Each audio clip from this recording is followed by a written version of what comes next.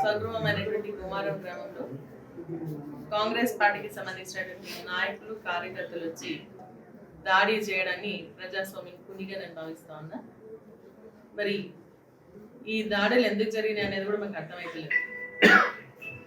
అసలు ఇంతకుముందు ఏదైనా చిన్న సంఘటన జరిగింది, దానికి ప్రతిఫలంగా మళ్ళీ ఈ యొక్క దాడి చేస్తున్నారేమో అనుకోవడానికి కూడా లేదు. చిన్న సంఘటన కూడా లేకుండా ప్రశాంతమైనటువంటి వాతావరణంలో ఉన్నటువంటి గ్రామంలో ఈరోజు కావాలని చిచ్చు పెట్టి మాకు దాడి కారణం కావడం జరిగింది.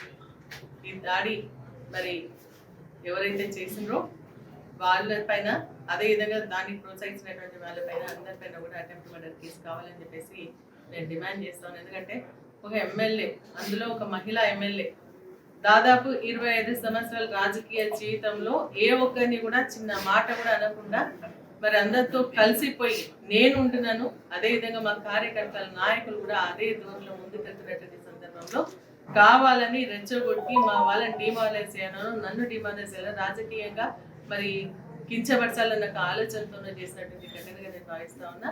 మరి ఎటువంటి డిస్టర్బెన్స్ లేకుండా మా ఇంటి పైనకి ఎందుకు రావాల్సి వచ్చింది, మా ఇంటి పైన ఎందుకు దాడి చేయాల్సినటువంటి అవసరం వచ్చింది?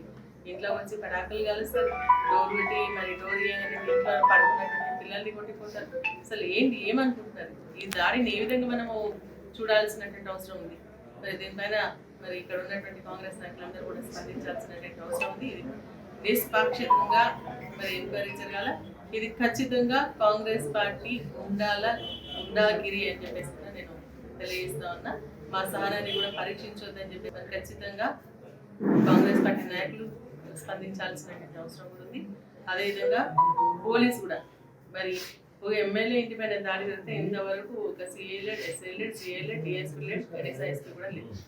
మాట్లాడినటువంటి సందర్భాలు నేనే రాత్రి 1 గంటలకు వాళ్ళకి ఫోన్లు చేస్తే మాట్లాడి చెప్తే కూడా ఇంతవరకు మళ్ళీ కనీసం ఎవరైతే దాడి గురైనటువంటి వాళ్ళని ఇంట్లో కూర్చున్నా కూడా ఇంతవరకు వాళ్ళని అరెస్ట్ చేసి తీసుకోలేదంటే దీన్ని ఏ విధంగా చూడాలని చెప్పేసి అడుగుతా ఉన్నాను.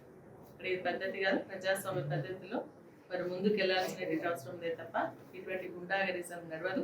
మా సహనాన్ని కూడా పరీక్షించొద్దని చెప్పేసి తెలియజేస్తా ఉన్నా.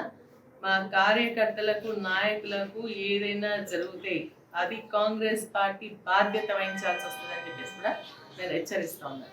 మరిన్ని వీడియోస్ కోసం ఛానల్ ని సబ్స్క్రైబ్ చేయండి, లేటెస్ట్ అప్డేట్స్ కోసం వాట్సాప్ ఛానల్ ని ఫాలో చేయండి అండ్ లింక్ డిస్క్రిప్షన్ లో ఉంది.